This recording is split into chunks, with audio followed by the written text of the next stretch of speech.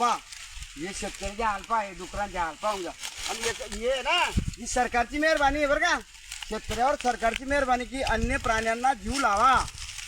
अन्य प्राण्यांपासून शेतकऱ्याला फार फायदा आहे बा. कारण की शेतकऱ्याचे असं नुकसान होतं. 4 थैली मक्का या भाऊचा इंदल भाऊचा 4 थैली मक्के 1 थैली उभा मक्का.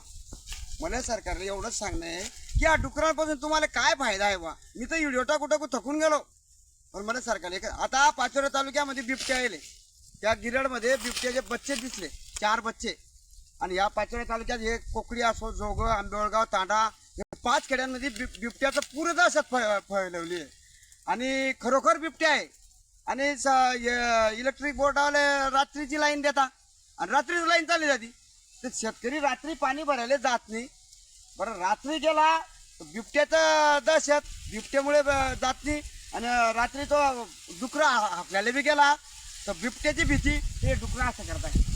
आता मला सरकारला एकच सांगणं आहे की तुम्ही शेतकरी जिवंत असताना शेतकऱ्याची काळजी घेत नाही.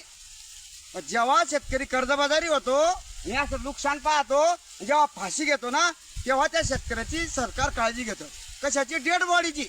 मग पोलीस डिपार्टमेंट येईन गावातले लोक येतील शासन येईन मग ते आज जर ती बॉडी उतरवतील मग त्या बॉडी जो कोणाला जाऊ देणार नाही. मग पोस्टमॉर्टमला बॉडी जाईल आणि मग पोस्टमॉर्टमला बॉडी गेल्यानंतर मग तिच्या आत्महत्या तर काही ते 2-4 लाख रुपये देऊन सण तिच्या घर परिवाराचं समाधान करेल.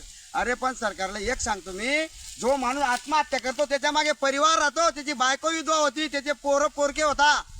त्याच्या पोरांना कोणी पाहत नाही. कोणाला नोकऱ्या लागून राहिल्या सरकारमुळे पोरं असे अनाडचोट फिरताय.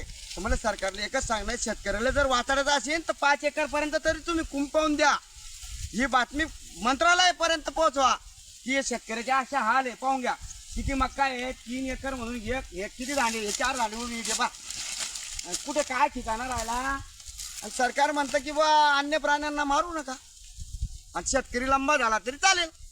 म्हणून मला एकच सरकारला कळकळीचं नम्र निवेदन करून सांगतो की तुम्ही रस्ते बनवताय. करोडो अब्ज कोटी खर्च आहे त्या रस्त्यांवर. आणि त्या रस्त्यांवर शेतकऱ्याची बैलगाडी बी जात नाही आणि शेतकऱ्याचा ट्रॅक्टर बी जात नाही. आणि हे रस्ते का बनवले जातात? कारण की त्याच्या मागे सरकारला खूप मोठं प्रॉफिट आहे. आणि ते